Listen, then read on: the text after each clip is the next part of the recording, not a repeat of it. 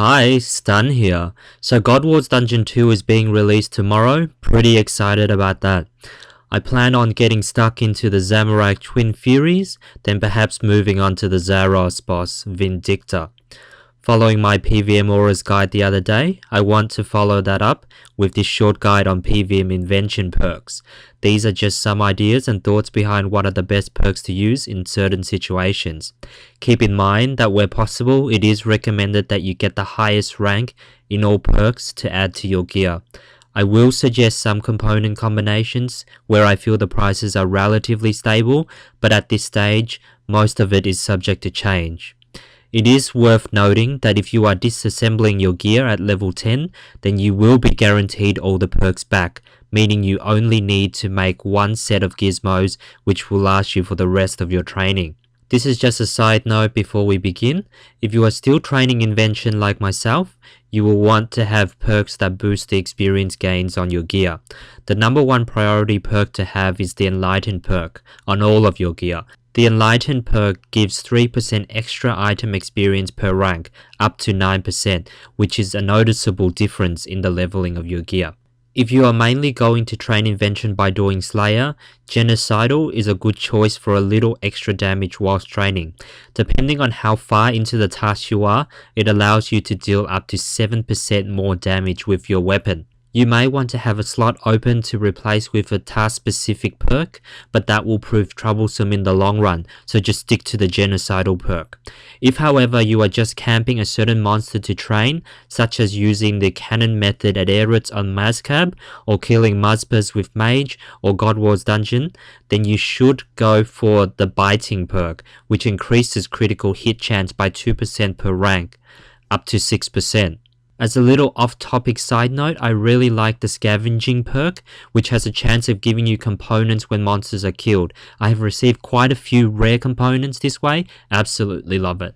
Now I'll run through the PVM DPS perks. If you are using a two-handed weapon, then having Precise and Equilibrium is recommended.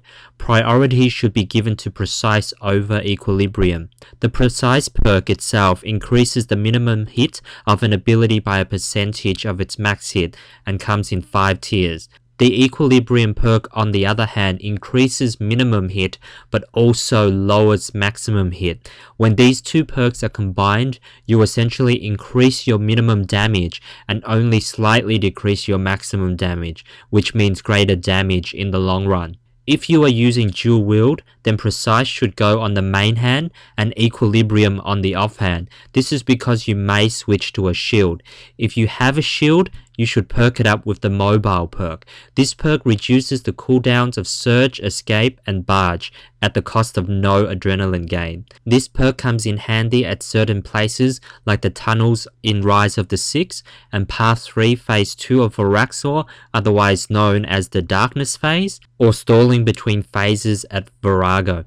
For the armour, you want to play around with Crackling, Biting, Impatient, and Shield Bashing.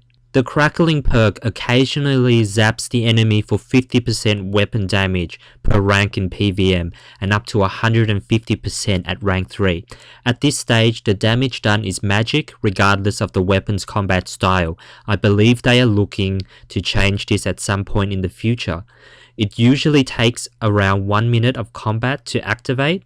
It should be noted that there are some bosses which this is not useful at, such as Nex, Araxor, and Virago during their reflective phases. The Biting perk increases critical hit chance by 2% per rank of the perk, up to 6% at tier 3. Needless to say, if you are camping a certain boss for a long duration of time, this will most likely come in handy. The Impatient perk, which occasionally grants extra adrenaline for using basic abilities, up to 27% at tier 3. And then there is Shield Bashing, which increases debilitates damage up to 145%. Now onto the PVM tanking perks.